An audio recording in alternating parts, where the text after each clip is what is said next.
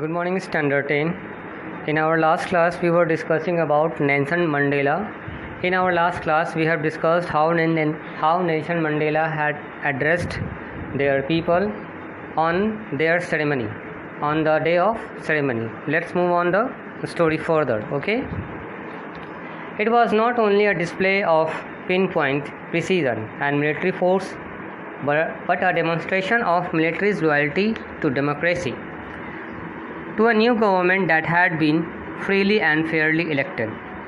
Only moments before, the highest generals of South Africa's defense force and police, their chests bedecked with ribbons and medals from days gone by, saluted me and pleaded their loyalty. I was not unmindful of the fact that not so many years before they would have saluted but arrested me. Finally, a chevron of Impala jets left a smoke trail of the black, red, green, blue and gold of the new South African flags. Now, let's understand the meaning of this para.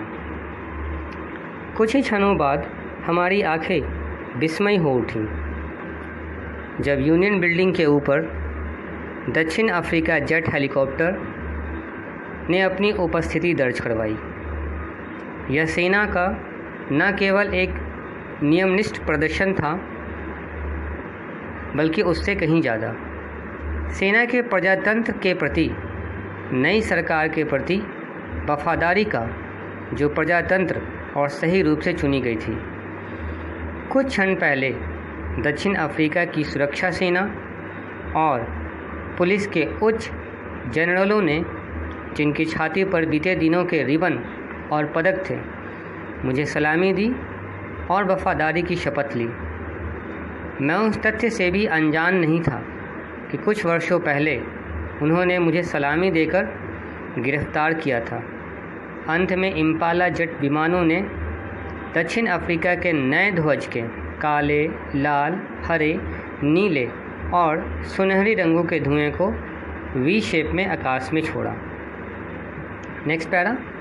The day was symbolized for me by the playing of our two national anthems and the vision of white singing Nanoski Sikel of I Africa and black singing Daistem,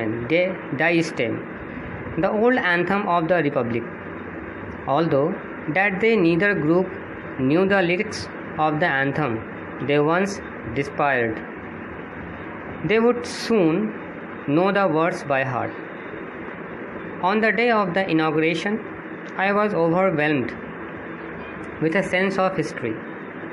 In the first decade of 20th century, a few years after the bitter Anglo-Boer War and before my own birth, the white-skinned peoples of South Africa patched up their defenses and erected a system of racial domination against the dark-skinned peoples of their own land. The structure they created formed the basis of one of the harshest, most inhuman societies the world has ever known.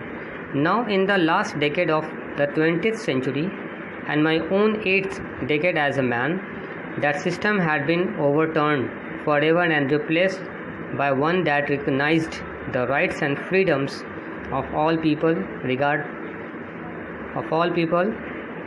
regardless of the color of their skin. Now, the meaning of this para. वह दिन मेरे लिए प्रतीक था हमारे दो राष्ट्रगान बजाने का, और एक स्वप्न की श्वेत नया राष्ट्रगान गाए। और एक स्वप्न था, यानी वो ऐसा सपना देखा करते थे कि हमेशा से वे लोग अब तक श्वेतों के लिए राष्ट्रगान गाते आ रहे थे, लेकिन अब उनका ऐसा स्वप्न था कि श्वेत उनके लिए राष्ट्रगान गाएं और अश्वेत उस गणतंत्र का पुराना राष्ट्रगान गाएं। यद्यपि उस दिन उनमें से कोई भी उस गीत के बोल को नहीं जानता था, जिसे वे कभी घृणा करते थे, परंतु वे शीघ्र ही ये शब्द सीख गए। उद्घाटन के दिन मैं इतिहास की उस अनुभूति से अभिभूत हो उठा। उद्घाटन के दिन मैं इतिहास की उस अनुभूति से अभिभूत हो उठा। 20वीं शताब्दी के पहले दशक में कुख्यात एंग्लो बोर युद्ध के कुछ वर्षों पश्चात और मेरे जन्म से पूर्व दक्षिण अफ्रीका के श्वेत चमड़ी वाले लोगों ने आपस में समझौता करके अपने देश के अश्वेत लोगों के जातीय दमन की प्रथा आरंभ की। जो ढांचा उन्होंने तैयार किया वह उन सबसे अमानवीय और सख्त था जिनसे कभी विश्व समाज अवगत था।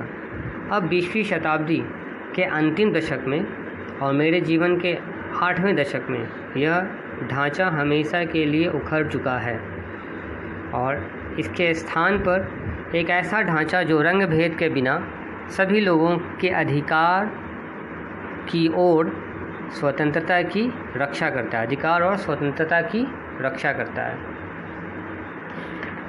Next para. That day had came about through the unimaginable sacrifices of thousands of my people whose suffering and courage can never be counted or repaid.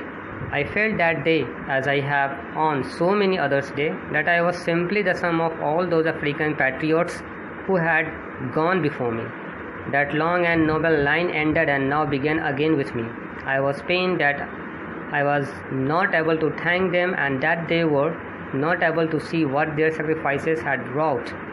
The policy of apartheid created a deep and lasting wound in my country and my people. All of us will spend many years, if not generations, recovering from the profound hurt.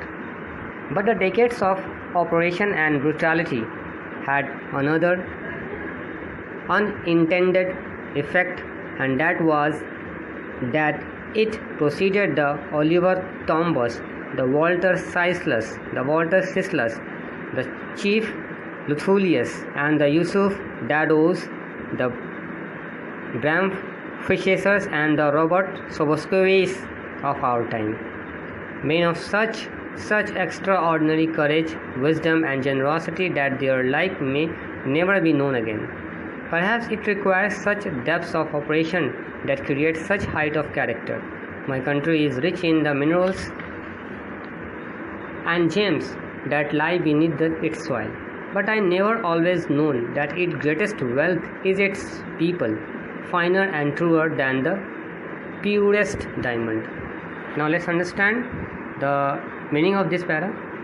वह दिन मेरे हजारों लोगों के बलिदानों के कारण आया था। नेल्सन मंडेला जिस दिन के शपथ लेते हैं वो इस दिन के बारे में कहते हैं कि यह दिन मेरे हजारों लोगों के बलिदानों के कारण आया है। आज का ये जो दिन आया है उनके पीछे हजारों लोगों का बलिदान है शामिल। उन लोगों के कष्ट और साहस को गिना या चुकाया नहीं जा सकता।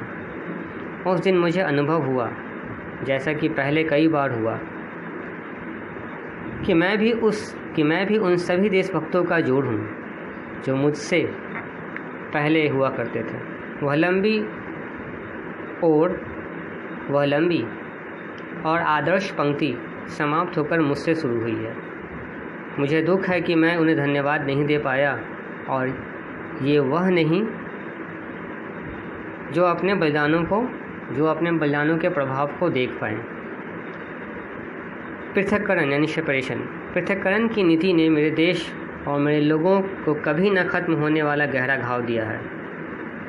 हम सब को उस गहरे घाव से उभरने के लिए यदि कई पीढ़ियां नहीं तो बहुत वर्ष बिताने होंगे, परंतु दर्शकों से उस उत्पीड़न और पाशविकता ने एक और अनिश्चित प्रभाव पैदा किया है, और वह है कि इसने Oliver Tambos, Walter Sisulus, chief Luthulis, Yusuf Dadoos, Bram Fischer और रॉबर्ट ब्रूक्स जैसे हमारे समय के असाधारण साहसी, ज्ञानी और उदार व्यक्ति थे। अभी जिनका मैंने नाम लिया students, all these are the great personalities of their time, कि उनके जैसे शायद ही कोई व्यक्ति हुआ हो। शायद ऐसे उच्च चरित्रों के निर्माण के लिए गहन उत्पीड़न की आवश्यकता होती है। मेरा देश खनिजों और हीरो से संपन्न है, जो इसकी भूमि में दबे हैं। परंतु मैं हमेशा से जानता हूँ कि इसकी सबसे बड़ी संपत्ति इसके लोग हैं जो अच्छे हैं, सच्चे हैं और हीरो से कहीं ज़्यादा शुद्ध हैं, और हीरो यानी डायमंड से कहीं ज़्यादा शुद्ध हैं. So students, that's all for today. In this class we are stopping our class at this point. In our next class we will move further in the story. Okay students.